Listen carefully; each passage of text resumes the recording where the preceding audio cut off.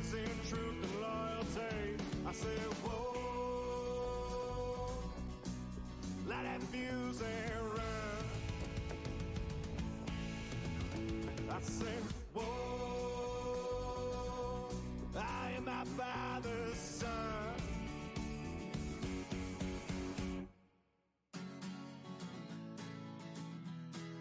Light that fuse and run. Whoa, light that fuse and run. Went off to college, but college done up me. Couldn't get my master's in truth and loyalty. Bang out the buzzword, teaching that blind man to say, you might get the best of him, but you'll never fool me. Now, sweet talk to beanstalk, tell Jack to go and fetch your bank. Try that and upstate boy, it's a different kind of scene. Went off to college, but college done up me. Couldn't get my master's in truth and loyalty. I said, whoa, light that fuse and run. I say, whoa, I am my father's son.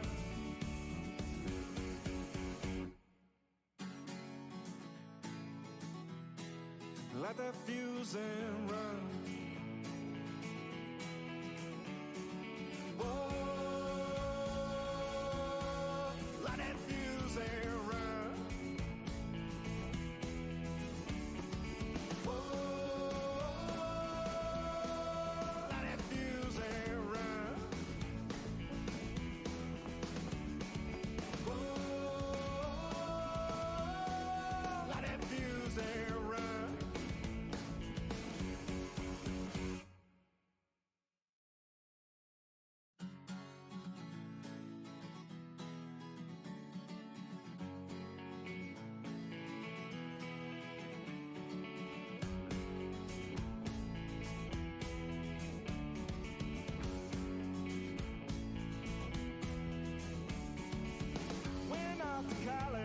But college done up me.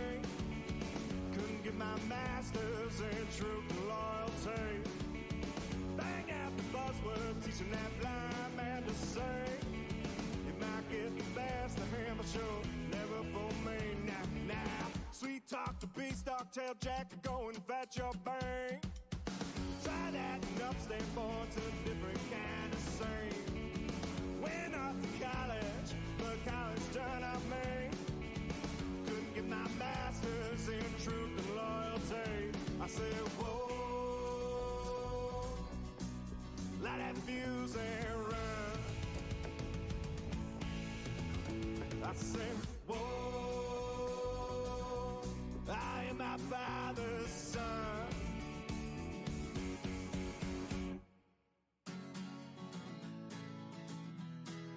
Light that fuse and run. Whoa, light that fuse and run. Went off to college, but college done up me. Couldn't get my master's in truth and loyalty. Bang out the buzzword, teaching that blind man to say, you might get the best of him, but you'll never fool me. Now, sweet talk to beanstalk, tell Jack to go and fetch your bank. Try that and upstate boy, it's a different kind of scene. Went off to college, but college done up me. Couldn't get my master's in truth and loyalty. I said, whoa, light that fuse and run. I say, whoa, I am my father's son.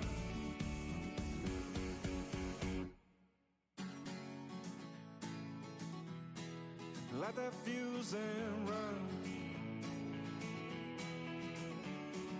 Whoa, light that fuse and run.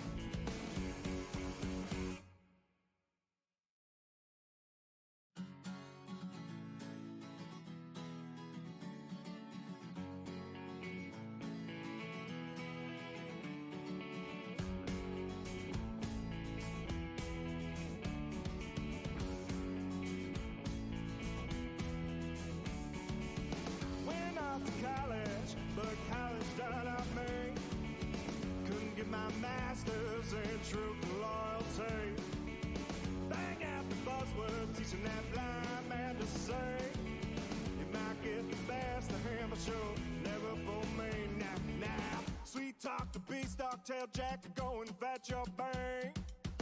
Try that and up, stay born to a different kind of sing. Went off to college, but college turned out me. Couldn't get my master's. Yo, what is up, 24/7 Buff Fandemonium? It's your boy Swank. It's Tuesday. It's 8 p.m. Eastern Standard Time, and that can only mean one thing. Man, it's time for the K-Gun Report. We're here to take all your grievances tonight. Let's talk it out. Let's get all this negative energy out of here about this Cincinnati game from last Sunday night, and we'll do it. We'll bull forward, and then we're on to Monday Night Football against the Denver Broncos. See if we can right the storm. We want all your comments. We want all your questions. We want to feel you guys tonight. So we're going to hit this intro right over here, and then we're going to come back and we're going to do it.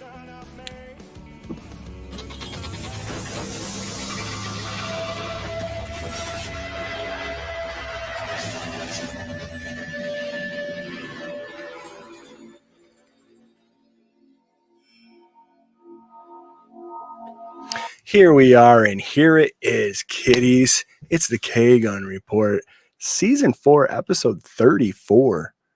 Sons and twins. We're going to get to all of our boys and girls in the comments here in a minute. But first, I'm going to introduce the panel right below me. My one brother from another mother, Mr. Jarrod Reed. What's up, Jerry? How you guys doing? Welcome, Fandemonium. Welcome, Bills Mafia. Let's talk about it, right? Let's talk about what we just witnessed a couple days ago and push forward. Love y'all. Let's go. Love y'all. Let's go indeed. Right over here next to me is his brother, my brother, your brother, Scooter Magooter. What's up, Scott? What's up, Swank? What's up, Jarrod? What's up, Buff fan base, Bills Mafia? Therapy has begun. Cheers. Let's talk about it. We are in session. There are no HIPAA laws here. Put it all out for everybody to see, man. Yep.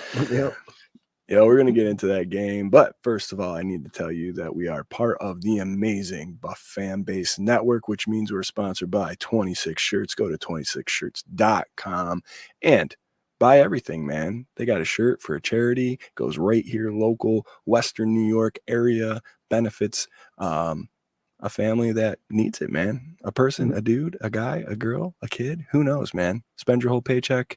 And Del Reed, right? We talked about it on Sunday sessions, man. 2023 Bills Fan of the Year. Amazing. Oh, yeah. Couldn't happen to a better dude. He was great man. So go to 26 Shirts. Do all those things. We got Paulette Brown. What's up, Paulette? Hey, hi, everybody. Let's go Buffalo. I like it. That's the first comment tonight. 756 that came in. That's a nice, positive comment. We got the classic. It's Bedlam. It's Pandemonium. It's 24/7 Buff Fandemonium from none other than our content creator extraordinaire, Mr. Rob Mullen, throwing hot fire over on 24/7buffandemonium.com. Check out his blogs. They have been amazing. Getting some real traffic over there. Yeah, Rob's kicking ass, man. He's getting over 100 views on his blogs on our website. And congrats, bud. You deserve the praise and the fans coming in and watching it, man. You've worked hard. This is awesome. Hell yeah. We got Doug. What's up, Doug? Says, hey, everyone. Period. I like it. Nice. And we haven't got the crazy stuff yet. I like it. We're just getting back. We got Josh Cook. What's up, y'all? What up, Josher? Joshy. We got Ellen Lartz. Yo, everybody. Are you as ready as I am for a win? Yes, we are, Ellen. Thanks for joining us tonight. We got Lonnie, I Win Everything Cook. What's up, Lonnie? Thanks for joining us tonight. Joshua Williams. What's up, guys? 4 exclamation points. Go Bills. I like it, Josh. Here we go. Ellen Lartz, I think the league is catching on to Dorsey's deal, and here it is. I just wanted to read them all until we got to one that starts to bring us back down. We'll get all into that, Ellen. We got Dr. Bruce. What's up, Dr. Bruce? Saying go Bills. Head on over to 247buffandemonium.com and check out the injury report by Dr. Bruce. Great reading all the damn time. Oh, yeah, they're going in now. Oh, boy, yeah, here it is. Oh, geez. All right, so we played a game on Sunday night. I don't know if you guys know this or not. Oh my goodness. It was a different feeling. It was up and downs. It was roller coasters. It was plateaus and mountains. It was, I don't know, reminiscent of some good, reminiscent of some bad. It just didn't make a lot of sense. It left me feeling with a bad feeling in my gut, and I hated it. So, that being said, do you guys want to run through some comments and address some stuff in that first and kind of go about that way as opposed to like dissecting it? Because I think that would just be more helpful. Paulette, the amazing Paulette Brown, says it's all on Dorsey. That game wasn't what I thought it would be. All right, Scooter, you're chopping at the bit, bro. What do you got? Is this offense 100% on Dorsey? It is not. And I'll tell you why. We've heard plenty of times, we've even heard it from ex-players, Mark Maddox, coordinators and coaches are there to set up the players for success. And where I do have a problem with some of Dorsey's play calls, like that flea flicker at the 30-yard line, that's a play that should be done at the 40 on the other side for a deep ball, not that short. But there are a lot of questionable calls. Hell, we didn't even run the ball. And it's almost like we were trying to just play don't fall too far behind rather than playing our own games, which in hindsight 2020, if we'd have just played our own football, the other team only scored 21 points, we'd have been just fine. But I'm not going to put it all on Dorsey. I watched the all 22, and I did see, and have mentioned before, Josh not taking what's given. And I've seen plenty of posts this week saying and showing images of Diggs and Cook and Kincaid especially wide open, shorter than the routes where Josh was trying to force something over 20 yards. I can't just blame it all on Dorsey. He is setting him up with some good plays, and Josh just isn't taking it. And I hate to see that. It's something that we've talked about. Josh is improving every year. He fixes this, he fixes this, he fixes this. I'd hate to think that we've overfixed him and he's done thinking for himself. I honestly don't think that's the answer, but it's something that's a lot of people are seeing these wide open wide receivers. So I'm going to give them 50-50 as far as Dorsey and Allen goes.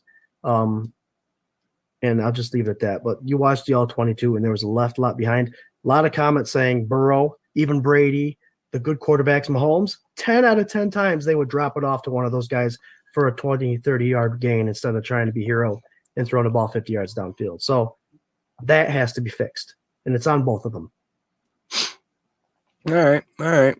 Before I weigh in, I'm going to go down south there to Jerry. Jerry, what do you got to say about it? Sometimes it's hard to look at someone's stats and figure out what it actually means, especially halfway through the season. Allen's percentage of completion is high, but he's still missing guys that he should be hitting wide open. The run game looks decent, but it's not being efficient enough to be consistent to be throughout the game. Same amount throughout the game and be consistent. So it's just frustrating to see that we're having successful stats wise, but we're 5-4, and it's like, where is it being missed? And it's being missed with, I think, scenarios and when you're picking the plays. During this last game, we were creeping back in the second half, and then there's 2 run plays called in a row on our side of the 25 in a part of the game where the run should be thrown away. I don't care. So I don't know if Josh feels like he's stuck where he has to pick what Dorsey's play is and then audibling to 2 options that Dorsey gave him, or he's just, I just don't understand. Seeing his face on the sideline, there's something going on, I think, besides his play. It's got to be a combination of things. It's getting frustrating to watch. If they don't get to a fast start, we're in trouble. And that's exactly what it's showing. And that first drive, we saw old Josh Allen. He was happy, running around, acting crazy. And then one stop, they score, and then they're down. It's like, what's going on? Is Josh Allen down because he knows that the game plan isn't what he wants it to be? So I don't know. It's just baffling. I'm dumbfounded. We're halfway through the season, and this is what we're getting. And later on today, we find out that McDermott says that they were trying new schemes throughout this game. It's like, what's the truth here? We're already confused of how this game's going. What's the truth? And we'll never know, but it's frustrating.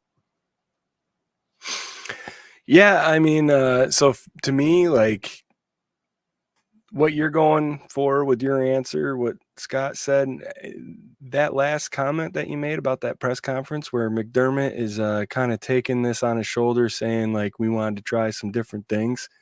That was for the preseason. Like, there's a lot of like articles and opinions out there that McDermott is the big problem here. McDermott is the guy that's like maybe he's getting too much in the offense. Maybe he's like holding it back because he's the one that wants Josh to like not be full out Josh. I'm going to go ahead and throw something else out there, man. I think that McDermott is the kind of coach, and I've said this before on the show, where he lets his coordinators coach. He lets his coordinators call. Like, he bailed Leslie Frazier out that one game, right, and called that half. He might have done it one other time in the career, but I don't think that he had his fingerprints completely all over it. I think he was letting Leslie do his thing. I think maybe in this instance, he's two hands off. And I don't want Sean McDermott calling the plays, but I want him up in Dorsey's face saying, this is bullshit. We need to fix this now. You need to fix this now. This team is better than it was last year. It's better than it was 3 years ago, and you are performing worse. How have you not figured this out yet? Why are we going away from things that work? Things that work in the game, we're going away from. Why? Why are we doing that? To try something new? Pay attention to McDermott's face after a stalled drive. He looks frustrated, like he wants to say something. He just isn't. Yeah. Like it's like you watch him. He's frustrated. Why? Yeah. Well, I think he's a stand-up guy, and I think, like, man, again, Scott, did you stick to the ritual? Did you stick to the Swank ritual this week after the loss? Okay, I sure as hell did. If you don't know, man, after we lose, I am radio silent. No Twitter, no social media, no Bills shit for me at all. I can't, and it's not so much that I can't like relive the night or anything. Man, there are fans out there that are just relentless. There are ridiculous media pundits that all they want is blood, even after wins, some of them are going in, and it's like, it gets so negative. And what we built this whole website and page and show around is being positive minded Bills fans that support, like, we've supported the team through way worse shit than this. Like, we went through all the drought years and the Super Bowls, and we've had our heart broken over and over. This is not a bad team. There's nothing to bitch about right now other than we need to fix what's there because they have it. So If you want to be upset about that, be upset about that. Calling for McDermott's job to me it's asinine. I don't think that it's warranted at all. I think you got a new coordinator in there that's trying to make his mark. He's really trying to put his stamp on this offense, and it's hurting it. And I do think that, I agree they got to execute the plays, but I do think that Dorsey, to me, has at least 70%. I think Josh Allen's frustration is that he's got to play these he's got to try to play this game that doesn't make sense to him, and or that it starts to click and it starts to make sense, and then all of a sudden you put in the shotgun draw, or you do these little stupid things that are like complete like momentum killers. And I don't know.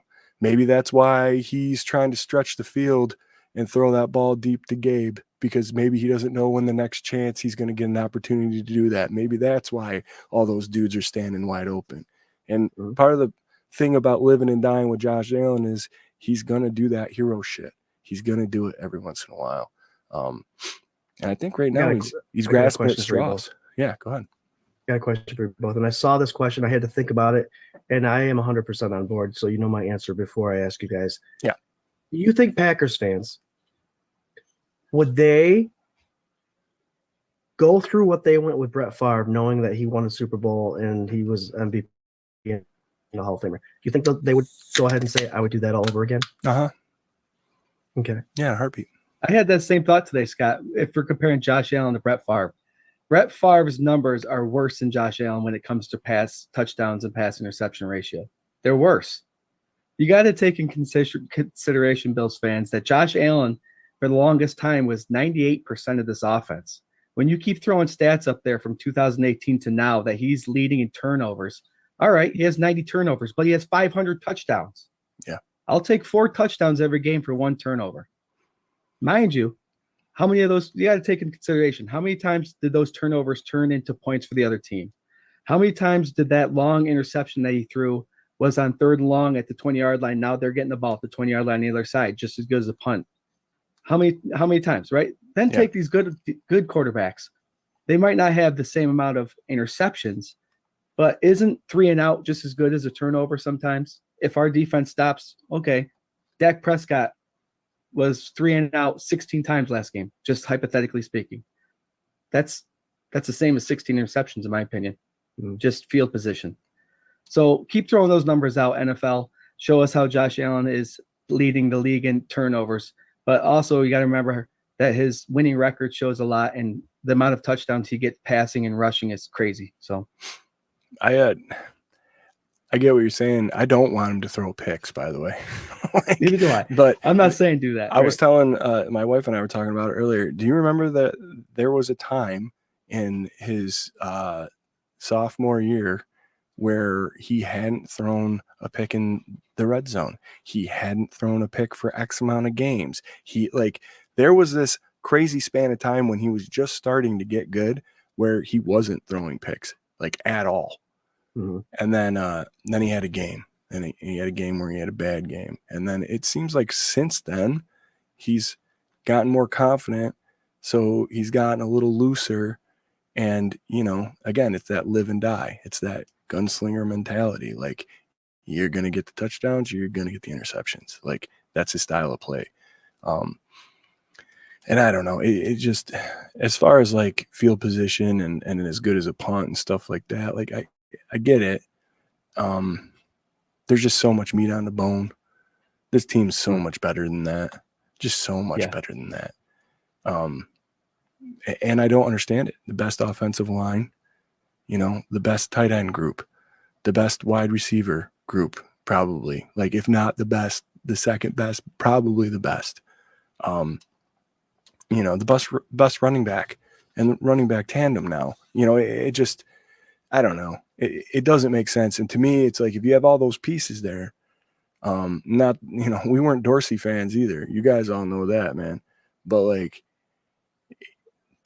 I don't know. To me, he's just not putting them in the right spot, or he does get in the right spot, and he's getting they used to get when they played Belichick, man, where it's he's such a good defensive mind. We got to outsmart him, and it's no, you don't, man. You got to play your game to your strengths and beat him the way you play. We say that all the time on this goddamn show too.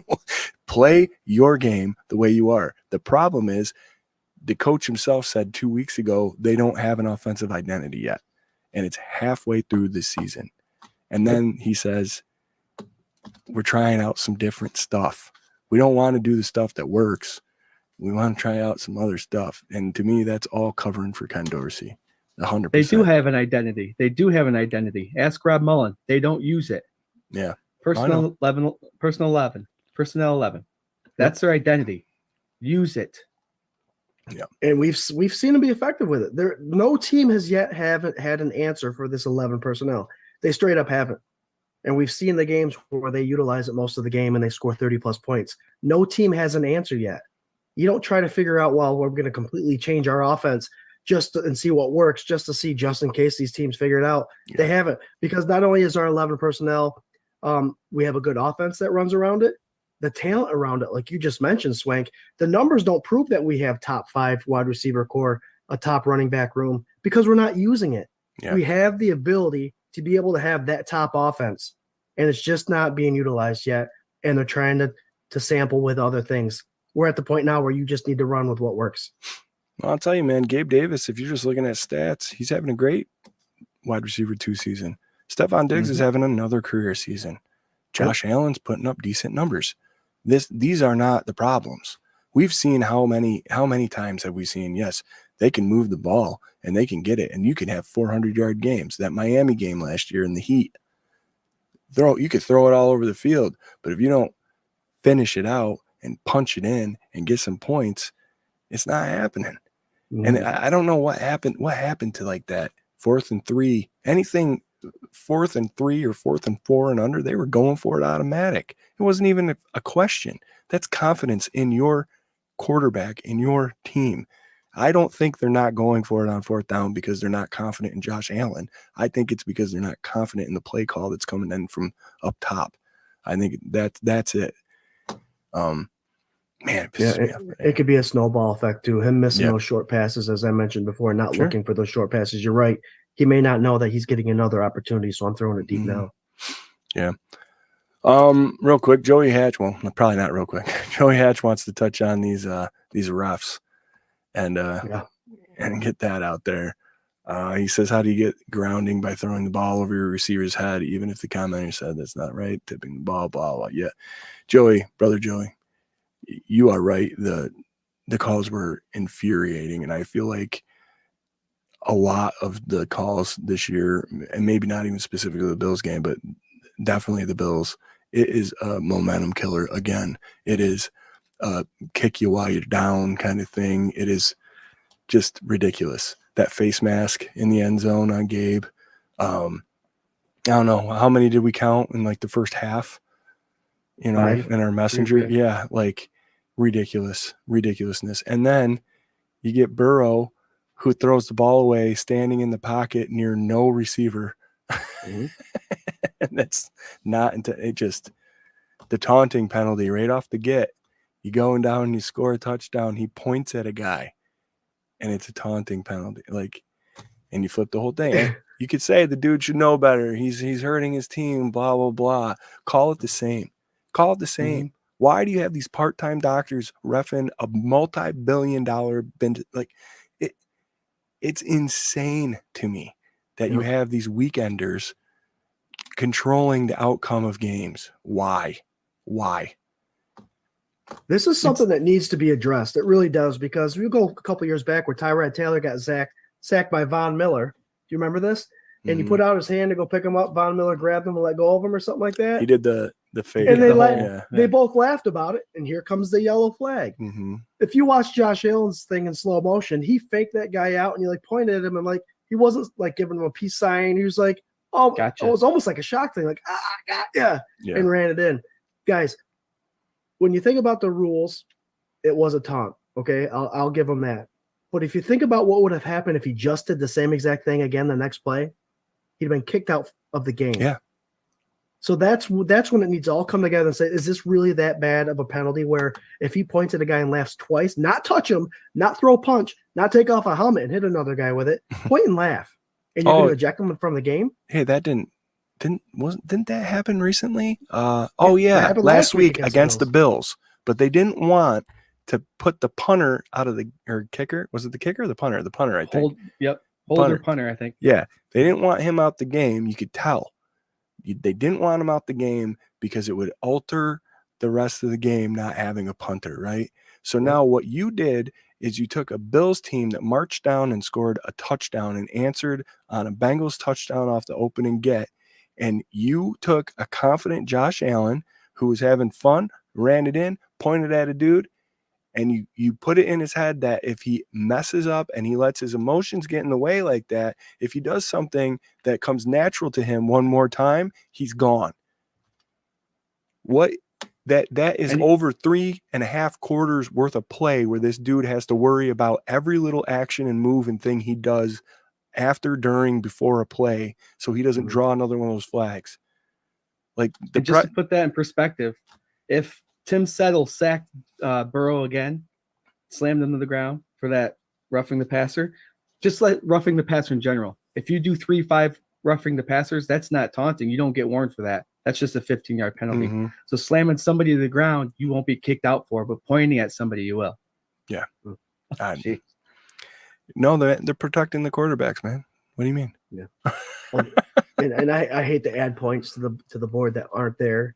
But you take that face mask, a clear face mask to Gabriel Davis. That's the ball at the goal line. Okay? Yep. Bills are scoring there. I'm sorry, 99% of the chance the Bills are scoring there. You now take Bass out of field goal range. That would have put 3 points on the board before the end of the half. That's 10 points alone just in those two penalties. And like I said, a lot of other things could have happened. The Bengals could have played something different knowing that all that stuff was happening. but you never know. And you can't take the points off the boards like that. 10 points would have won that game, right? Yeah. Real quick, just to soften things up for a minute. Johns, my boy, glad to see you on here, man. Glad to see you having. We hope you have a speedy recovery and all that. Also, Paulette, glad to see that you're on here and having a speedy recovery too. Yeah. Love you guys to death. We do love you, and hope all the best for you guys. Can I add one more thing about the penalties really quick? Sure, Swank? man. Go ahead. There was one penalty that was actually they picked up the flag, but the flags were thrown. It was on a drive that the Bills scored, but I think it was Dalton Kincaid and Stephon Diggs ran into each other and fell. Do you remember that play? Yeah. They threw the flag for illegal contact. Then they go back. We got the first down on the play, and they said there wasn't a flag. They ran into each other. Why did that referee throw that flag? He obviously, there was no other team, no other different colors around these two. They just ran into each other. But there was a flag on the play because the referee thought that there was illegal contact right there. Hilarious. It's because they caught it out. They caught it out of the corner of his eye. Saw two players down. That's all. Got to throw the flag. Got to throw it. Got to throw it. Yeah. Yeah. And that was against Cincinnati. Yeah. And that's a horrible. They got that one right. And maybe someone from New York came down in his ear and said, "Hey, that's not a penalty," and you just clear it right up. That's so what now I was getting at. Why can't they do that with that face mask? Or the intentional grounding. Or the intentional grounding, which is, we didn't even talk about it. But like, the ball was out of his hand before Gabe stopped running his route. And you're saying he's outside the numbers. The guy said it. The rules guy from New York said you could throw as far as you can, and it's still hit in bounds. Yeah. Over the guy's head if he's outside the numbers. Yeah. Yeah. That's the absolute. But I mean, when you're knocking it down to the fact that like he's running a row, he hasn't even looked back at Josh Allen. The ball is out of Josh Allen's hand. How does he know that Gabe's going to decide to cut his route off? Like, how can he know that? And why do you throw that flag? Josh Allen's on the goddamn bench by the time you decide to throw that flag. He's on the bench with his helmet off and a towel on his face, and then you throw the flag? Like, I don't know, whatever, man. It's the worst it's ever been. It's absolutely the worst it's ever been. And I'm not just saying it I've seen plenty of horrible calls across the board. It's not, this is a crazy Bills Mafia guy saying, well, these refs, like, it's everywhere. And that penalty that they picked up against the Bengals is a perfect example. Just like, oh, look at that. Oh, huh. All right. Larry says, is it time to move on from Von Miller this offseason if he doesn't get involved in the defense? Go ahead, Jerry. All our minds would be changed on one play if he made that tackle. Yeah. So I think he's doing what he's got to do. I think he's the best option that they have out there. He's gotten close a couple times. It does seem like he does the same move quite often, but maybe he's just getting a feel for it. But is he 100%? Definitely not. Definitely not. But I don't think he move on yet. Yeah, and this whole conversation of he's the worst pick that the Bills have had or the free agent pickup the Bills have had in a long time, that's hindsight, right? 9 sacks in the first couple of games that he played last year. We thought he was on fire. He got injured. That's part of what happens. So, yes, he was a great pickup for the Buffalo Bills in the free agency last year. He was a really good pickup. Unfortunately, he's not working out. And who knows? Come playoff time, if he's starting to rip and roar, again, he'll be back in the conversation of one of the best pickups the Bills had in free agency. Coming off a bad injury, trying to get his feet wet. I don't know, man. I would love to see him wreaking havoc, but yeah, so far he's been quiet. This season has flown by the way. Like to sit here and think that we're going into week 10, and I'm trying to remember the last time Von Miller did anything. And yeah, it bums me out. Definitely bums me out. Oh, let's see. I'm gonna roll down through some here. Great therapy. Good job with the questions and the concerns there, Buff Fan Base. Yeah, you guys are killing it, man. And keep all these comments and takes and questions coming. I'm sorry I'm skipping through. I'm just trying to catch up to what we're talking about now because you guys are killing it. I do want to point one out, a name I haven't seen in a while, but he's been following our page for quite a bit of time. An old Mid-Lakes boy by Donnie Gilman. Hey, Donnie. Oh, yeah? Donnie What's Gilman, up, Donnie? from Central Oregon, Buffalo Bills backers. Awesome. He's out that way, guys. Keep crushing it. Appreciate you guys. Mid-Lakes, baby. Hell yeah. Hell yeah. Thanks for the shout out, Donnie. Thanks, buddy. Oh, let's see. Paul Rossi says need to expect more from every player on this roster and every coach. I agree, man. And I think they do. I don't know. It's a confusing time because usually it's either one side or the other, right? It's either Josh Allen is not making the right plays, blah, blah, blah. And the next week it's, oh my gosh, Ken Dorsey had a shitty ass game plan this week against the Cincinnati Bengals. This week, it's a little bit of both, and it hurts a lot more when it's both. Yeah. Well, because you got multiple things to blame. Yep. Paulette touching on this really fast. Why didn't the guy from the Bengals get the slide tackle on Kincaid? That was right in front of the ref, dude. The worst thing about this whole situation is these missed calls are at the ball. They're on the play. It's not like it's on the other side of the field or in the trenches. This is on the play. Yeah. And they're missing it. Yeah. And all those guys looking couldn't see that the body positioning of this guy sliding in for Kincaid tackle was, first of all, if you tackle below the knees anyway, that's illegal. Mm-hmm. So number one. And number two, his legs were going first. So missed call could have potentially ended the young man's career. Mm-hmm. Yeah, all this talk about safety in the NFL, and you potentially could have snapped someone's tib fib there very easily. Yeah. Which gets me on Milano. You saw the message that he had saying soon. I'm wondering if his return is his soon return is going to be fake. because he broke the fibia. It was fake. It was. Oh, Yeah. okay. Yeah, it got debunked, buddy. I got really excited about it too, but it got debunked. I'm done. I'm done. Joey says Von Miller's technically not supposed to be back until around Thanksgiving, so he's slowly working himself in. And if you don't understand why, you should blah, blah, blah. Okay. Yeah. I mean, he's a freak. Maybe we get into mid-November, early December, and that's where he hits his stride, and he comes on full force. And that's what we want, right? Mm-hmm. Oh, let's see. Even though the game was ugly, Cincinnati's been on a 4 or 5 game winning streak. They've been hot. They've been the Cincinnati Bengals the NFL expected them to be this year, and we lost 24-18. It was a tough game. Yeah, and we have not gotten blown out. Close. Yeah, Yep. I don't know if it would be easier if that was the case. Probably not. Right. But like, Jesus, man, these are just gut wrenching. And even I think this game, and to put a little bow on it, because it's 8:34, we're trying to move on here. To put a little bow on it, man, like I think maybe this game was a little harder to watch because now we've seen it 4 times, and it's kind of the same story, and they're in it right up until the second to last drive of the game, and it's just heart-wrenching because you know they can do it. You've seen them do it. We've all seen it happen, and now they just don't have it. Or even time management, coaching, time management at the end of that last drive. Get out of here. It was horrible. It was real bad. That challenge, we didn't even talk about that either. There's a lot of stuff from this game, you guys. I'll tell you what, I want to throw my 2 cents in there. The only reason it wasn't a catch is because there wasn't enough to prove otherwise. It was a catch. I saw it bounce off the bottom of his gloves. Yeah. I saw the view. I really believe it was a catch. And McDermott's got to make a snap judgment, guys. That's a first down. That's a catch. Someone up top says throw that flag. It's a catch. He's going to do it. It's not all on him. That was a catch. That was another one of missed calls. Yeah. I mean, they had time, though.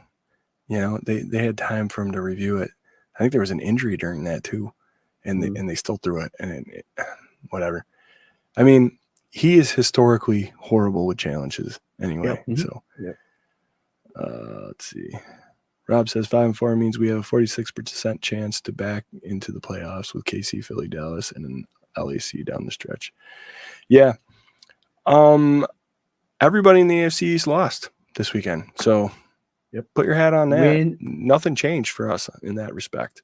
We're only a half game back from the Dolphins here. You know, things could be way worse, guys. They could be way worse. And the easiest way into the playoffs, we all know, win that division, baby. So keep your head up.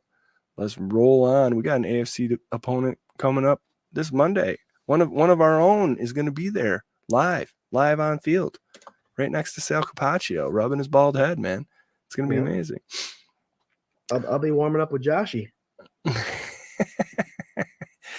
All right, real quick. I didn't do an official rattle the reads this week because, my damn heart just couldn't bear it. But I had a couple little nuggets, so we'll do this. All right. How many times have the Bills started this season 5-4?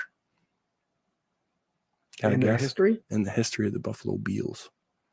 Only 4 times. You said that so confident. Oh, that's tough. I'm going to go just once they've ever been 5-4. Nope, 13 times. All those years, you got to remember, all those years they went 8-8 or 7-9. Yeah. They started out strong, 5 wins, a couple years. True. So the last time besides this season, which this season they're 5-4 and they have a plus 80 point differential right now. So there's something to say about that too. 2017 was the last time that they started 5-4. You know what happened that year, boys? Oh boy, you sure made that playoff game. Yeah, broke the drought. Lost in the wild card, but broke the drought. The time before that they went 5-4 was and made the playoffs was 1998. They went 10-6 after going 5-4 and lost in the wild card round again. So just a little, I don't know, thought it was kind of interesting. That's cool. Let's move on here. It's 8:38. Don't forget, we're part of the Buff Fan Base Network. Go over there, follow everything they got. Twitter, Insta, Facebook, all that stuff. Our boy Justice General leading the way over there with so many great shows and all sorts of amazing stuff. And sponsored by 26 Shirts. Go to 26shirts.com. Give them all your money and make somebody's day, and your own. Get some fly gear. It'll be awesome. We are playing a Monday night matchup against the Denver Broncos at home, Highmark Stadium. And we got some splaining to do. Lucy, we got some splaining to do. Jerry, where do you want to start, man? You pick. Offense, defense? Where do you want to start? We'll start on the defense really quick. I think got some more injuries this past week in this game, so it's going to be interesting to see who's out there. But I think the silver lining with this season so far is Sean McDermott's defense is actually doing very, very good, regardless of who's in there. And I'm proud that he's making all the right decisions. I think maybe a little bit sometimes, I don't know if you guys remember, but Joe Burrow is very successful on the blitz, and McDermott blitzed him a lot. So I don't know what was going on there. I think he was trying to flex his muscles a little bit. But I think this is going to be a game where Monday night, Russell Wilson gets flustered. He's not as fast as he used to be. McDermott's defense, I think, is going to show out no matter who's out there, and it's going to be nice to see. I'd like to see this 3 safety setup that they've been running. I think it's pretty good with Rapp, Poyer, and Hyde, and it's going to be interesting to see if they continue with that this week. So kudos to McDermott's defense. I think they're going to continue to keep us in games. I like it, man. Again, I'm going to ring the bell for it. I know he's not everybody's favorite guy this week, but I think McDermott's doing an amazing job with what he's got. All the starters that were out, tweaking the defense, that differential, man. You got an 80, a plus 80 differential. I mean, on paper, stuff doesn't look as bad as it is in the record, and as bad as we make it seem. But yeah, man, I think some different looks. I think he's doing stuff on the defense the way that we should be doing stuff on the offense, which is we're going to play our game and you have to beat us at our game. We're not playing to you. We're playing our game. So anyway, Scooter, what do you think about this defense? What do we got to do? Are we talking? What do we got to do against the Denver Broncos defense? What do we got to do against the Denver Broncos offense, Mr. Russell Wilson, and well, geez, who else they got over there? They got a couple guys over there on the offense. Williams, you got Javonte Williams, Jerry Jeudy. What are you gonna do about Jerry Jeudy? I knew where we were, Swank. I was just getting caught up in what you were saying because I wanted to backtrack to the whole McDermott defense thing, and I hate backtracking. But he is doing a good job. Mm-hmm. He is doing a great job considering we may be offensively having the possession a third of the game, less than half. So considering the injuries and all the stuff he's had to dealt with and all these fans saying off with his head, he's out, he should be fired. He's got his hands out of the offense. You said 2 hands are out. He's in charge of this defense, and he is doing a hell of a job. Half the other battle is these guys need to tackle. There's a lot of missed tackles. Joe Burrow was in the pocket a bunch of times. He should have been put down. They should have got home a handful of times.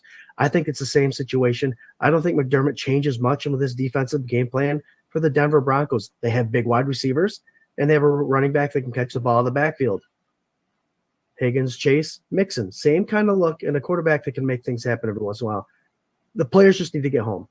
Yeah. Bring the pressure. Do what you do, McDermott. You've been doing it all year. And with your starters without any injuries, you were top 1-2 defenses in the league. So you're doing it with backups. I cannot wait to see Joseph Linval take action. We saw what he did about pulling that running back by the legs and throwing him. But he's a tough son of a bitch. He's a big body, and he looked. That wasn't a running back. That was Joe Burrow. That was Joe Burrow, right? Yeah, but he looked good, guys. Yeah, he did. And some people say he held out because he is getting older and he wanted to join a team later in the season so he's fresh. So if this is a monster we're getting, that's going to be crazy. I think we're going to see Fournette come in as well. But this defense, keep bringing the pressure, keep bringing it, McDermott. I think you're doing a great job defensively, and it'll start to pan out, and we will start seeing things coming together as the season continues on. I know we're halfway there, but you'll see my final thought later tonight. Sometimes when the going gets good, it may happen a little later, and that's when you want it to happen. Hell yeah. I like it, man. Let me see. Oh, Jesus. All right. So we got Buffalo Autographs in the house. What up? He said, remind me what the ranking is for our offense. So I looked it up, and then I came back, and he says, sorry, defensively.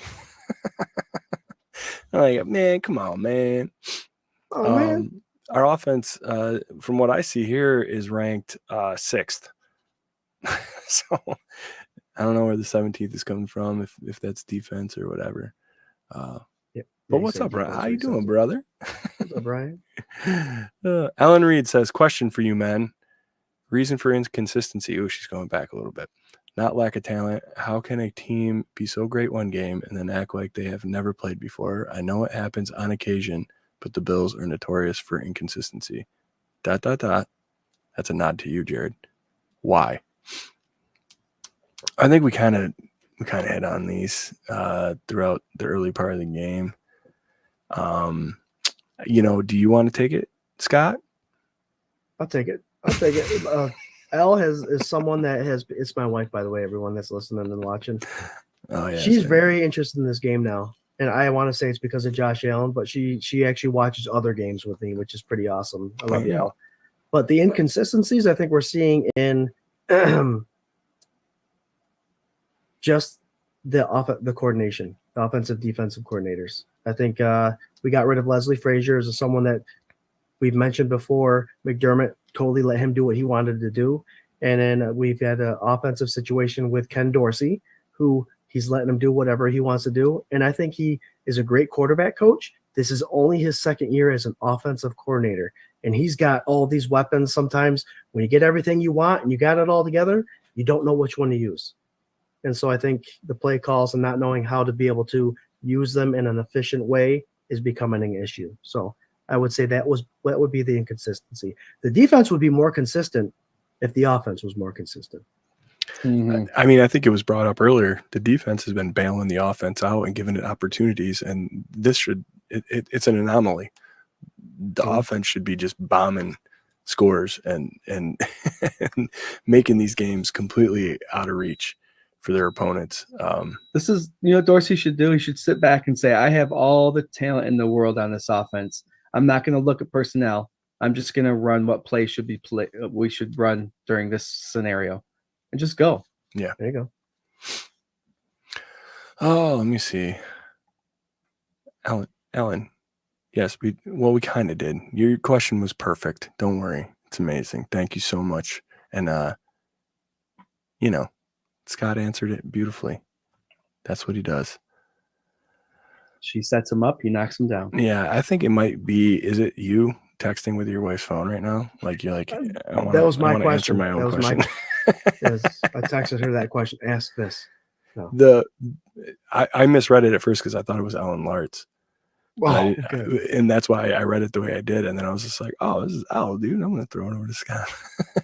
Yep. The beautiful. No, but it's awesome. The beautiful Ellen Reed. Yeah. Right? Yeah. She might have got every Ellen. It's awesome because she really wants to know that question. She's asking me questions that are, and not saying, I mean, I'm going to have her join the Bills Mafia Babes because she is someone that loves football now. She follows the Bills. Like, obviously, I've kind of pushed her that way, but she's asking questions that are real questions that make sense, and she's doing a great job and definitely supportive of what we do here at 24/7 Buff Pandemonium. Hell yeah. All right. So Debbie Emerton. So Denver. I know, right? Sorry, we got back that way. Yeah, I'll go defense real quick, and then we'll switch it over. I think that they just got to keep playing the way they're playing. I think that you got Douglas. He got his feet wet this last game. Give that man a week.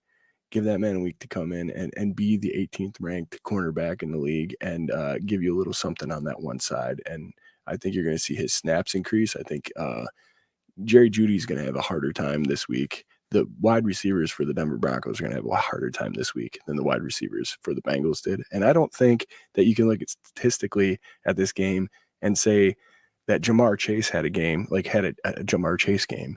You can't say like T. Higgins. Yeah, he had some great catches, man. He was the guy to me.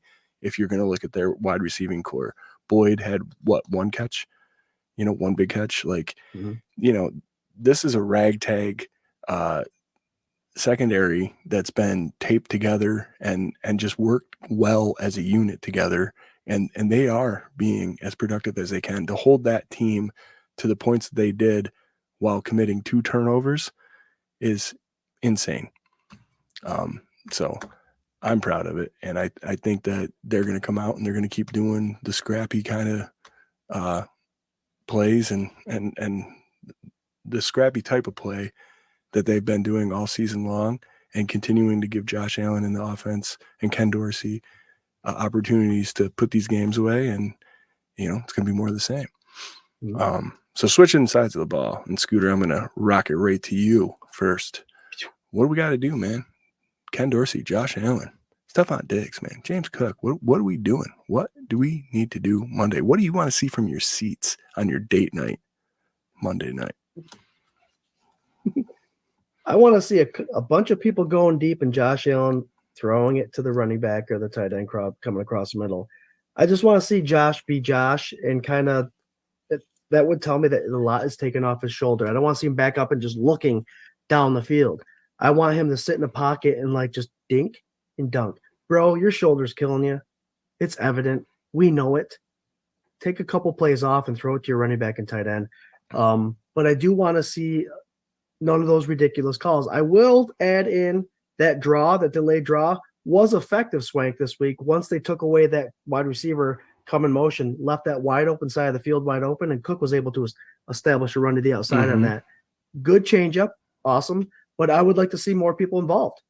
James Cook, Leonard Fournette's going to be there, I believe. Our running backs were involved in the game because it was a situation where the Buffalo Bills, I think, were afraid to fall too far behind the Bengals. We need to play a game where we're going to be like, I don't care if the other team scores. 4 quarters of football, we're going to do what we want to do and come out with a victory. So offensively, that means Josh Allen needs to throw the ball. That means Josh Allen needs to run the ball. And that means Josh Allen needs to not take the smelling salts to get himself pumped up for the game. He needs to be hyped for the whole fucking game. Pardon my language. You're right, though. I like it.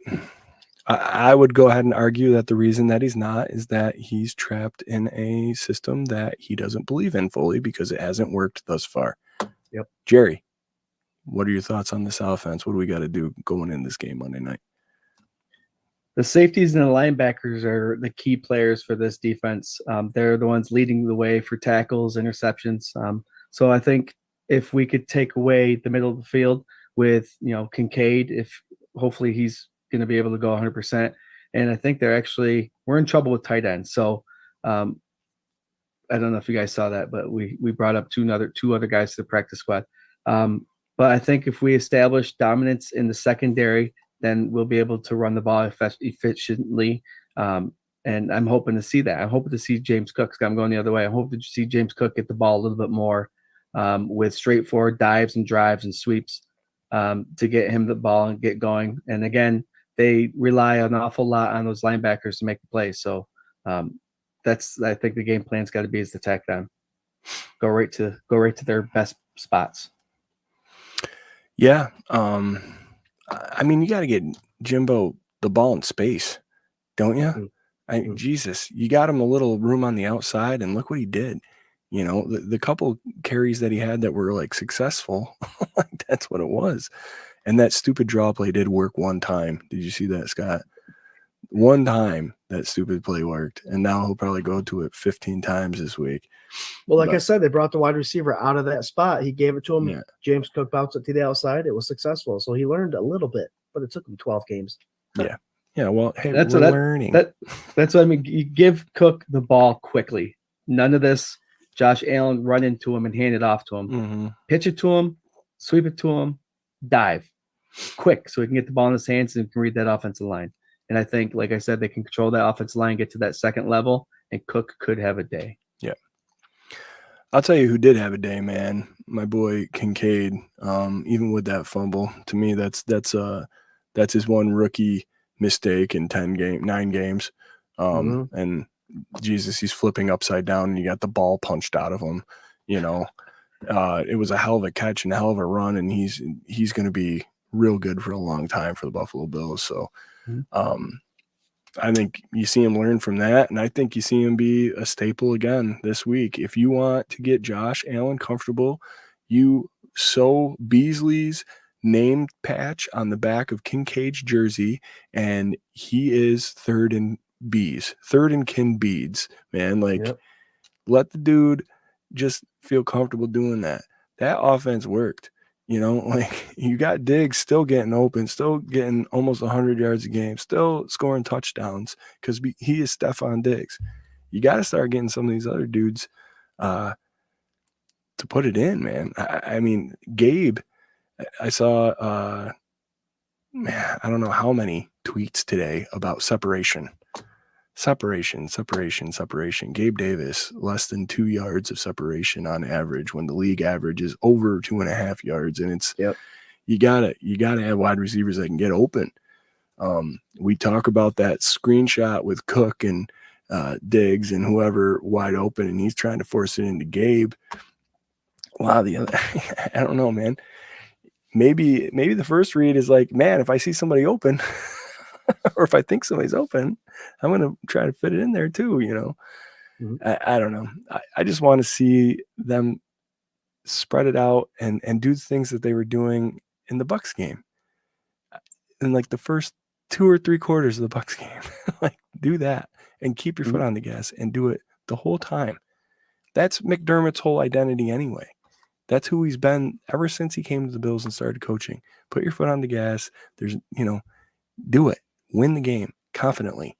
Like, I can't say the words balanced anymore. I can't say, it just win.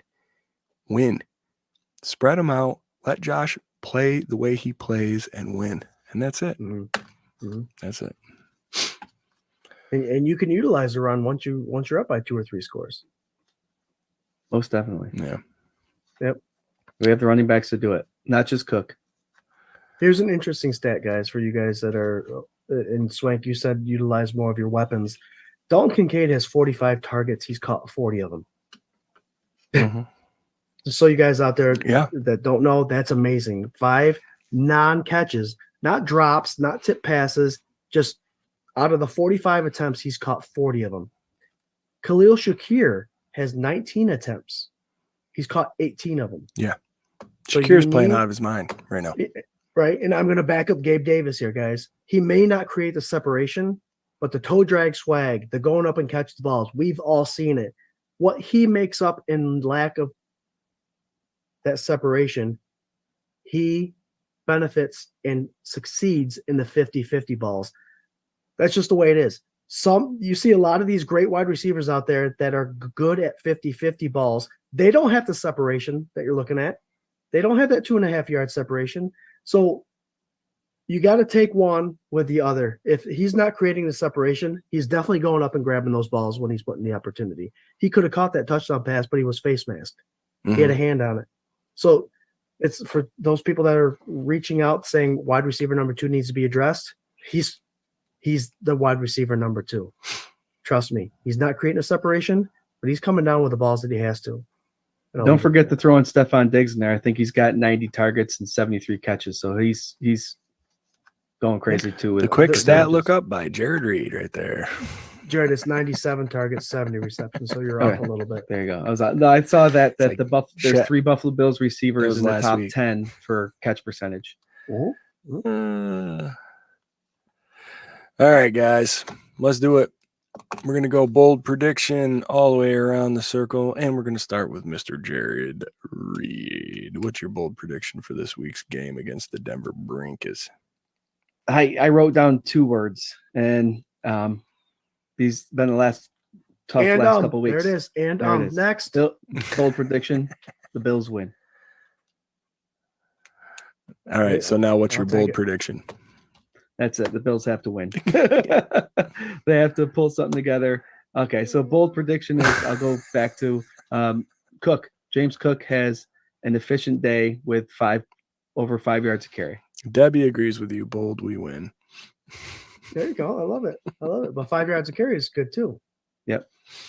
All right. Scooter. I know it was boring. It was very boring. It was very boring. very Jarrod Reed of you. I'll tell you what I'm going to do. The exact opposite of what we're supposed to do. Bills win. That's your bold. That's your score prediction, Jarrod. I'm going to go here, and I'm going to involve a couple other quarterbacks in the league that disappointed this week. Mahomes came up with a win. Tua lost. Both had under 200 yards passing. I'm going to go with our quarterbacks that are supposed to perform well are going to perform well this week, including Josh Allen, 300+ passing yards, and a convincing victory. I like it. I like getting back to reality here, or our current reality, right? Where we are used to this team winning and performing. And this is the team to do it, because I will tell you that the schedule does not get any easier after Monday night. It gets quite harder. The stupid thing about this season is that these teams that we're talking about, where it's like, what a rough schedule, they all have had games where they look like crap. Like the Kansas City Chiefs are the worst 7-2 I've ever seen. Like it's fake. It's not real. This is the worst Chiefs team I think I've ever seen under the Mahomes and Reed era here. And all of these teams are very beatable. I think the Eagles, same deal. I know NFC, whatever. Absolutely fraudish to me. I think that they've squeaked by games that if they're this juggernaut, they should be winning. The Niners have shown weakness. The Jags, maybe they're like the most consistent team in the AFC right now. 5-game win streak. Who knows? But still, are they beatable? Like, absolutely. The Ravens are winning with no stats from the quarterback. I mean, it's kind of crazy. Yeah, the Ravens way. This is a weird year, and definitely a time where like you would have loved to see this team get their shit together, because they would just be mopping the floor with these teams, man. I feel like playoff seeding is going to come around, and we're going to be so mad we lost to the Patriots, which I saw somebody mention. I think William Book, the Patriots and the Jets. We're going to be so pissed off about that. So pissed off. But anyway, my bold prediction, fellers, is that you're going to see this defense step up and start to do some extra things. You're going to start to see this defensive line come back to life the way they were earlier in the season. And my boy Floyd has been neglected too damn long, and he's going to get 2 sacks. That's my bold prediction. X Factor, we'll go back the other way, right over to Scooter Magooter. What do you got for an X Factor, buddy? X Factor's Dorsey. Let Josh Allen free, we will be able to tell. We can tell by his play if Josh Allen has more control of this offense than Dorsey does. I hate knowing that Josh Allen called the plays or ran the plays that the offensive coordinator called. He kind of alluded to that in his press conference, and I hate to hear that. So, Josh, you've been in the league for so many years. The X factor is Ken Dorsey. You let him do what he's got to do to win this football game. And like I said, it will be evident. We all know what we're looking at. I think I love that experiment. I think if Josh did that, I don't think the competitor in him will let that happen. But I think if he did that and he just let the chips fall as they would, and then in that press conference, he kind of said, I bought into that was the plan, and he went that route with it, you might get a lot more done. Meanwhile, here we go, folks. We're in overtime. That's right. We're in overtime because we're unprofessional. We go over and it's fun. So love you guys. Scott, great X Factor. Jerry, what's your X Factor? Is it the crowd? Bills win. No, my X Factor is going to be, we alluded to this earlier, the defense has been very consistent and doing very well. The X Factor for this game is our offense is going to be consistent, and they're going to march down the field consistently and put a good game plan together and become a little bit of a juggernaut Monday. So, all right, who had the over-under on the word consistency in the last 20 seconds? 3 was the 3.5. I had He only 15. said it 3 times. Okay.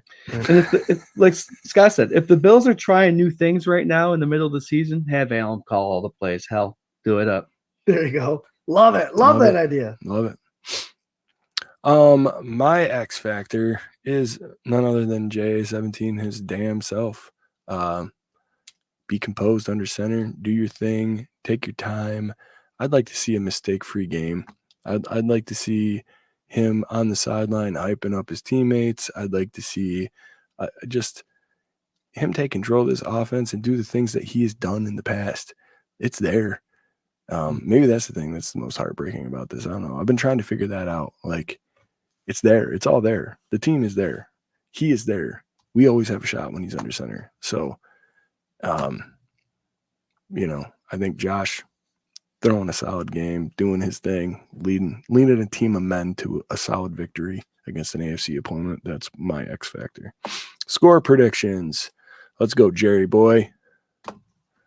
Swank, just to add on what you said, Josh Allen's facial features and how he's acting on the sideline is, we see it. So we react to how our guy's acting. And if he's down, we're down. It's all body language, brother. We hate seeing that, obviously. 27-21. It's going to be a close one, but the Bills will win this baby, 27-21. 27-21. Rob Mullen score prediction as well. Scott, what do you got, buddy? Perfect.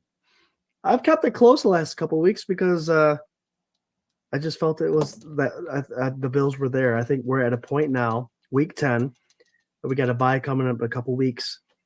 And the defense and the offense for the Denver Broncos are either 15th or worse in the league. And I think the Bills will pull it together. And I'm going a good spread this week, 35-14. I think it's going to be a nice win. I'm going to be there, so I'm hoping it's that way. The wife and I are counting this as a date night. We're going together, and we're going to have a blast. We're going to go to the Mafia Misfits Get a little house. French on us. I just texted Jarrod earlier. I've had some whiskey tonight because you guys and whiskey are my therapy, and it's doing wonders right now. Hell yeah! But I want to enjoy this game with the wife and be high five and hugging and kissing and enjoying this victorious big point spread difference in this Buffalo Bills game. 35-14, go Bills. I like it. For me, I'm gonna try and stay grounded. It's really hard as a Bills fan not to root for what they can do. You could have played it safe with the Miami game. You could have done a lot of things. I think part of being a fan is combining your best educated guess with your hopes and dreams. And usually your hopes and dreams just squash out your best educated guess anyway.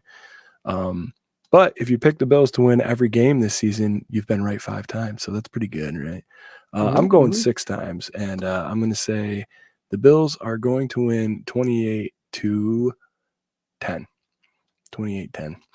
And, yeah, solid win, a solid performance. That is what I'm hoping. That is what I'm dreaming of, is a solid win and performance and a good time for Al and my boy Scooter at their nice little cute date night up in Highmark Stadium. Ellen said she's gonna be breaking through tables. That's gonna be hell yeah, dude. I drink too much and go through a table, dude. If you do, grab up Jason and just slam him through a table, dude. Hell yeah. We're going to Mitzvah's house. I just told Lou RQ, you meet us there, we might go through a table, brother. Hell yeah. Hell yeah. All right, we got a couple games. We didn't get to pick games last week because we missed between illnesses and craziness and Halloween and all that stuff. Pick 'em records right now. Scott, commanding 31 and 21. Jarrod right behind him, 28 and 24. And me, 1 game back, 27 and 25. Pretty close here. Pretty close. Let's see here. Let me get the right screen up. All right, we have picked the Bills game. Let's see. Colts at Patriots. That is an overseas game. I believe it's in Germany. Yeah? Germany? Yeah. Oh, yeah. Schnitzel. Yeah. Scooter. Yeah. Swank and I do the accent. Jared just says, Schnitzel, Schnitzel. one of them. He just does like the wrong See? the wrong country. Yeah. I know, right? Spaghetti. Spaghetti. Guten Tagen. There you go. There it is. Nice. There you go. Scoot, who you got? What game? Colts at Patriots. I'm going Colts. Hey. They're up and down, but I still like what they have to offer. I mean, without their rookie quarterback playing, I like Zach Moss is performing. It's a breath of fresh air. I'm going Colts. I'll keep it simple. Colts. All right. Jerry? I got Colts too. All right. Kevin's got Colts. Mike V, I'm thinking Colts. Let's see. Oh, they're making plans, buddy. William says Colts by 20. There you go. Yeah. All right. See, now we're like a little over halfway. I'm trying to like figure out where I'm going to make my moves. I've just been staying in the back so that you guys, fall asleep, like lull yourself to sleep, and then I make. You just waiting to pounce, Swank. But I can't pick the Patriots. Rob makes up a good point. What's that? At watching Belichick's interview, I think they're pulling for the first pick next year. For sure. Colts. You said Colts? Yep, I'm going Colts.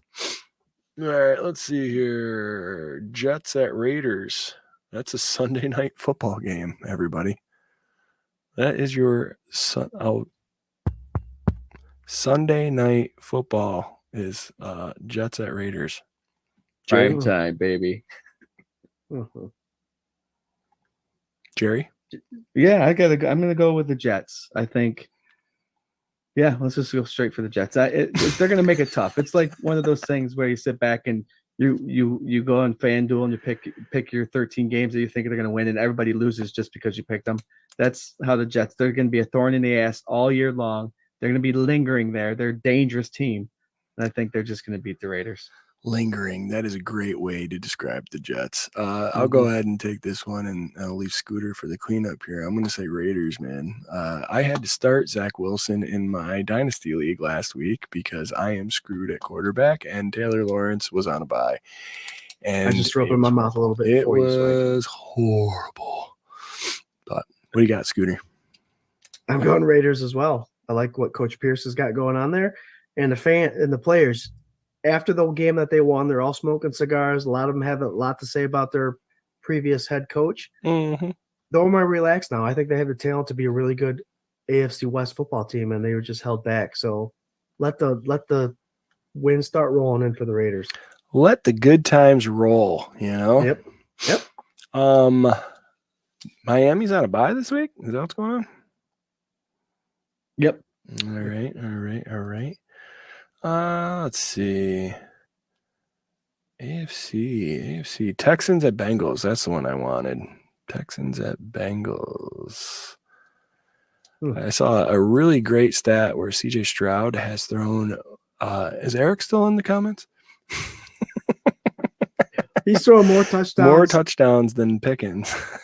He's throwing more touchdowns this year than Pickens has in his career. Yes. Yep. That's gonna be a good one. 8 games, I believe. It's a great stat. Carolina. Of the day. Go ahead. I just said stat of the day. Carolina is going to kick themselves in the ass for years for not picking up Stroud in that first pick. 100%.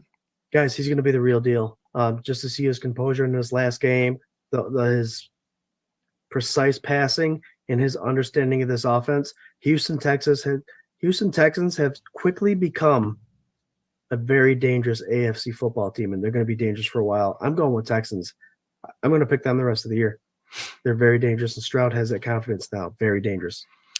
Hell yeah. I'm going to roll it back to me and give you the ender here, Jerry boy, but I'm going right with my boy Scott, man. I like the Texans, man. I like the ashes that they are rising out of. I think that they're building a fun team, man, and I want to see them beat them. And you know what? Great retribution for me. I just think it's a just cause. Go nuts, man. Beat them. Yep. I'm right there with you. We'll make it a three go here for Houston. Hey, it's not going to be much movement on this sport. I was going to say 3-some. We're going to have to pick every game to make up for last week, I guess, huh? I'm excited for them. They're definitely a team to watch for sure, and they do everything right, which is what I like in NFL teams. You don't have any of those garbage players, any of those trash talking, any of those controversial players. They're a team. If you're a Bills fan, you want to root for someone else. That's the team to go. Dude, Stroud is like the composure that he had on that comeback as a rookie. Insane. And I mean, he'll have a special place in my heart for squashing the light out of Baker Mayfield's eyes after he thought he had it won. All I wish was that it was at 12 seconds when it happened, so then you'd never hear about 13 seconds ever again. I just wish that it was 12 seconds that Stroud had left to do this. Yep. And D'Amico Ryans is the coach there. He's an ex-player, and he's someone that's always done things right too. So there's a lot of non-Texans fans that root for the Texans for sure. Hell yeah. Houston. All right, here's a big AFC matchup. Browns at Ravens. This is a good game to watch. Huge, big, good, great game, man. Run heavy offense against a stout defense. The other side of the ball, whatever, man. I don't give much of a shit about the Browns, as most people know. But I think that Ravens offense against that Browns defense, that's going to be a lot of fun to watch. So for me, I'll go first on it. I'm going Ravens because I never picked the Browns because I hate the Browns. Ravens. I'm going with you, Swank. I think the Browns, their defense is good all around, but they thrive in that defensive pass rush, and they're not going to have to use that because Ravens run the ball so much. So advantage Ravens because of their scheme compared to the Browns defensive scheme. I like it. Just cause. What do you got, Jerry? You guys both went Baltimore, huh? Yep. Excuse me. Browns versus Browns. Old Browns versus new Browns. I'll go Cleveland for this one. You traitor. I'll go Cleveland. Cleveland. Oh, Mike V's comment is getting comment of the night. Fuck the Browns. That's after hours overtime content for you right there. I love it. There you go. My dude, Mike V. All right, we got a toilet bowl that we can do here. Oh, let's do 49ers in Jacksonville. That's going to be a good game. Oh, let's not do. Yeah, that's a good game. All right, well, we can do that, and then I'll pick another toilet bowl. How about that? We got to make up some weeks anyway. 49ers at Jags. Have I gone first yet? No. All right, I'll go 49ers, man. I think, I mean, it'll be a great game. I can't wait to watch it. Is it going to be on? This is a big game for the AFC to represent against the NFC. I got to go AFC. I'm an AFC guy. I want the Jaguars to win this game, and I think they can. But, you know, that whole competition, what division is best, but before you get to the Super Bowl, let's establish who's dominant. Let's go Jaguars. I think that's already happening, isn't it? Yeah, I'm for the Jags too. Go Jaguars. Oh, all right. I like that. Give me a little push. See Hopefully, that Jarrod Swank already thought he gained a point on us right there. I think I did. We'll see though. I All mean, I've thought that before. Turd Bowl. Oh, we got Commanders at Seahawks. That's kind of a middling one. Saints at Vikings. I don't know. Two teams or whatever. I thought it would be funny to do Packers at Steelers because Gordner was on earlier talking a bunch of shit. I was just thinking that one too. Yeah, Packers at Steelers. Yeah. Toilet Bowl week 10. Mm. All right, who wants to start this one? Jerry, I don't think you have in a minute. Let's go Packers on this one. I don't think the Steelers are 5-3 like they. Ooh. I think we got the case of two pretenders possibly here. Not that I said that, but I did just say it. What do you think, Scoop? Packers. I'm going to keep the Steelers making it tough for the Ravens. So I'll go Steelers. That division needs to be playing their best for all 18 weeks. Hell yeah. I'm going to go Steelers, dude. Green Bay, man. Spotty at best. I really wanted them to be decent this year, the first year out of Aaron. But yeah, I'm going to go Steelers. So there you go, kids. There's your pick'ems from the 24/7 fam. Whatever. Your host right here. Us dudes. Us guys. The fam. Us guys. And the fam in the comments. Steelers, yuck, word vomit. That's Mike V. Nobody wins having to watch Steelers Packers. It's boring football. It really is some boring football for sure. Yeah. Oh, you guys are the best, man. All right. We're gonna wrap her up here. It's 9:18. Thank you guys so much for hanging out with us tonight for season 4, episode 34, dudes. Insane. We got to be rolling up on 150 episodes here pretty soon, I think. Crazy. Very damn close. Need some final thoughts and say goodnight, and we'll start with Jerry. Go ahead, Jerry. Yeah, last couple of years, we've had the privilege of watching our Bills win majority of the games and do it in fashion. So by the time this week 10, week 11, we're already planning on being in the playoffs. This year's different. We got to cheer from week 1 to week 18. We're gonna have our ups and downs. You just got to stay positive. I think even though they're 5-4, it's fun when you have a team that's learning the way until the end of the season. You go back and look at them New York Giants when they beat the undefeated Patriots in the Super Bowl. That was an 8th seed team coming in and winning a championship. We'll find our way. Just be patient and believe, and we'll come back next Tuesday and talk about how our Bills are 6-4. Love you, Bills Mafia. Go Bills. Nice. I like it, dude. I like it. You had like a little LeVar Burton kind of thing going on there for a while. Like you had just like, and we'll find our way. Like it was nice. Scooter, what do you got? He definitely had a twin moment, for sure. Because I'm looking at some stats right now. Do you guys remember the 1999 Titans, the 2000 Ravens, the 2007 Giants, and the 2008 Cardinals? All 4 of those teams were 8-8. Made the playoffs, made it to the Super Bowl. 2 of those teams won, the Ravens and the Giants. The season's not over. A lot of fans, it's all over the place. We've all seen it. The short time that I've been on social media, because I do wait now after losses to Tuesday to tune in. There's a lot of negativity, guys. And when people get that negativity and they get responses, they transform and they keep adding to other pages. And you'll see the same names over and over again on all these pages. And you know who exactly I'm talking about. These Bills fans that say that they're Bills fans, but they're realists. The reality of it is playoffs are made by a handful of teams, almost half the teams in the AFC, half the teams in the NFC, and you still have to play those games. We've seen the Jets beat the Eagles. Things happen that don't normally happen. You have to play the games. The reality check is, as long as there is a pulse in our Buffalo Bills locker room, as long as there's a pulse in the Bills Mafia home games, which there is a chance for the Buffalo Bills to make the playoffs. We're a half game behind in the AFC East division, a division that we can win because guess what? The Jets, the Patriots, and the Miami Dolphins play the same teams we do. They have a tough schedule as well. So if we go 9-8, 10-7, 11-6, and we win the AFC division, we have a playoff, a whole new season to play, and you never know what's going to happen. Our 9-7 Buffalo Bills, or 9-8, however the record is, over 500 nowadays, because that's how the schedule is made, can make the Super Bowl and win the Super Bowl. Teams in the past have done that. So the realist out there, I hope there's a reality check come playoff time, because a lot of fans that have doubted their team halfway through the season, for real, we're halfway through the season. Real fans stick with this team. They root for the team. They don't fire all the coaches. They don't fire all the players. They root for them, and they plan accordingly, and they have fun doing it. You guys go smoke whatever you're smoking, drink whatever you're drinking, and watch some soccer, whatever season's being played right now. Because if you're giving up on the Bills now, you've given up on the Bills fan base. You've given up on the Bills Mafia. You've given up on all of us. Don't show up to the game. Sell your tickets.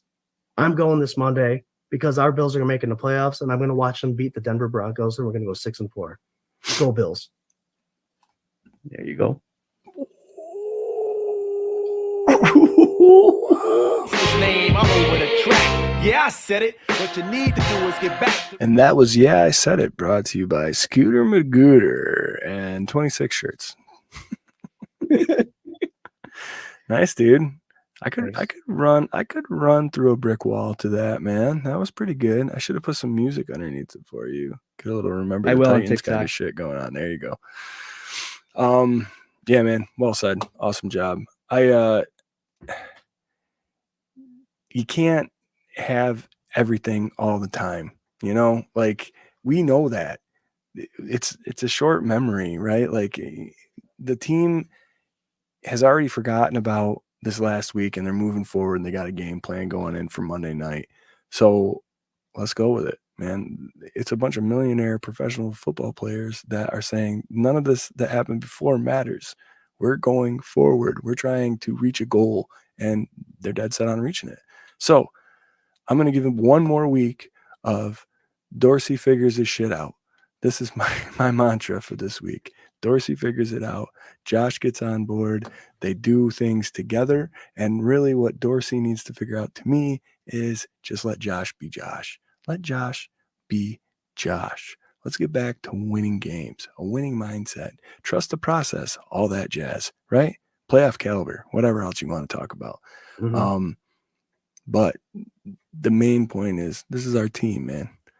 Like, this is our team. It's been our team through bad and through good. And right now, you still have a team with a winning record halfway through the season that is very much in the playoff conversation. So stop acting like the sky is falling and cheer them on. Let's have a good time, man, because these good times might not last forever. That being said, join us here every Tuesday night for a therapy session like tonight for the K-Gun Report. You can get us on YouTube, Facebook, all the Buff fan base network stuff, everything, man. And we'll have a good time. Take your comments, take your questions. Don't forget, we got Sunday sessions about an hour and a half before kickoff. We'll give you the inactives, me, Scooter, Ryan Thomas from the Times Take Sports podcast, and have a good time getting those last minute takes in there. Follow, like, subscribe, be good to each other. Go Bills. Click those buttons, guys. Click those like buttons, all that stuff. Swank. I'll join on that Sunday sessions. I'll be at the game. Hey, bud. Go Bills. Go Bills. Go